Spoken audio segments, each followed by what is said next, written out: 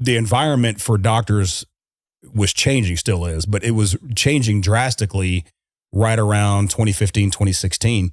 And what we saw back then, you saw these larger hospital systems like your Baylors of the world and things like that. They were gobbling up these doctors' offices. And you had these individual doctors' practices, or maybe 2 or 3 little doctors, but they weren't necessarily affiliated with the hospital system. They'd just been running the practice for 20 or 25 years. And these big hospital systems were like vacuuming these guys up left and right.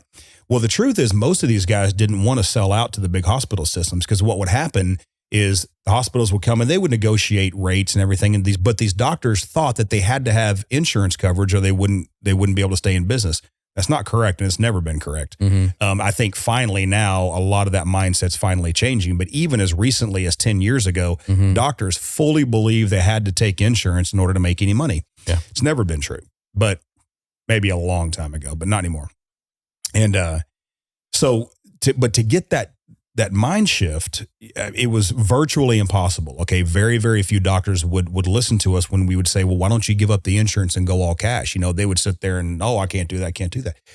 But the truth of the matter is that these larger systems were negotiating hospital rates or I should say insurance rates, because they had a lot of size, they had a lot of bargaining power, and they had lobbyists. Doctors don't. And so these guys were losing a lot of their insurance contracts, or their insurance payment on these contracts were just going down and down and down 20 or 30% every single year. And so the only thing they knew to do was go add more patients. So these guys are, single provider practices, 2 or 3 provider practices back then, thinking they had to see 40 or 45 patients a day just to keep the lights on. These doctors would ask things like, well, hey, what is it that this is going to do for my business? How is your laboratory going to help me stay in business? And at first, I couldn't connect the dots on why they were asking me that.